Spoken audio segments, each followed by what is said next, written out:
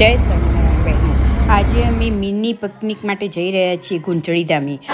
હસ્તસ્ય ભૂષણમ નામ સત્યમ કંઠસ્ય ભૂષણમ, જે શારદાબેને સાબિત કરી બતાવી છે. જય સ્વામિનારાયણ. આજે આપણને ખબર જ છે કે આપણે કેમ ભેગા થયા છીએ. શારદાબેન અને એમની બેબી ભાવનાબેન. શારદાબેનના હસ્તક આપવાની છે, સાડીઓ પણ આપે છે ભાવનાબેન. તો ભાવનાબેનની ઈચ્છા હતી કે હું મારા મંડળના દરેક સભ્યને એક એક સાડી ભેટ આપું, એટલે શારદાબેને આપણને જમણવારે આપ્યો અને સાડીએ ભેટ આપશે. હવે આપણે શારદાબેનની વાત કરું હું થોડી, કે એમનું ઋણ તો આપણે ચૂકવી શકીએ એવું નહીં. પહેલા તો એમને 2 ઘરની જગ્યા આપણને આપી. બીજું કહીએ તો આપણે તો એક દીવો જ લાવીએ, બાકી એના ગીતો વપરાતું જ હશે ને, એવું તો કોઈ દિવસે આપણને આપણા જોડે માંગ્યું નહીં. પ્રસાદી નહીં તો વધો નહીં, હું લાવી દઉં.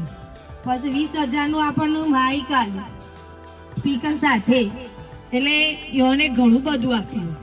અને હું તો ભગવાનની એટલી પ્રાર્થના કરું, આપણે એવું સજ કે ભગવાને કીધું જ છે કે જે વાપરશે તેઓ વધશે.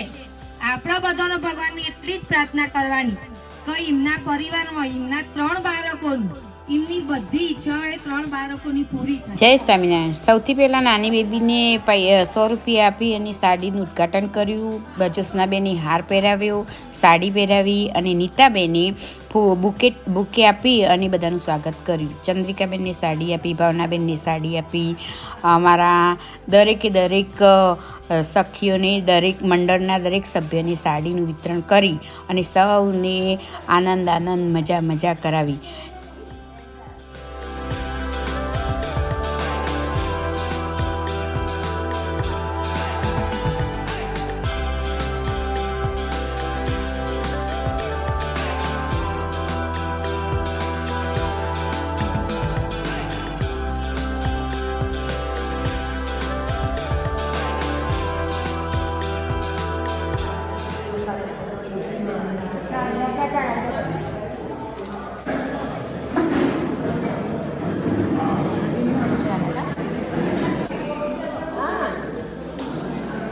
જમતી જ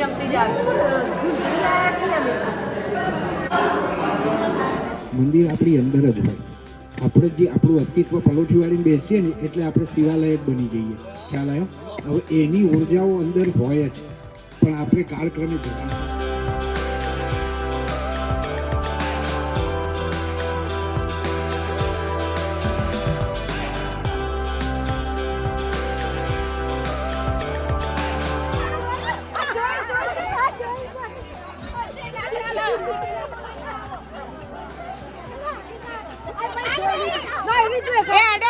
એટલે ખાવા પડે, હાડવું પડે યુવાનો.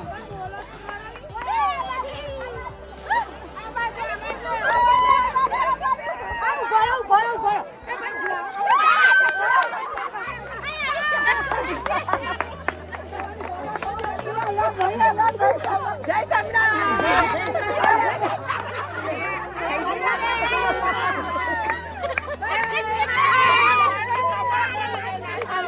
કોણથી બની નારના ચબમારણી રે,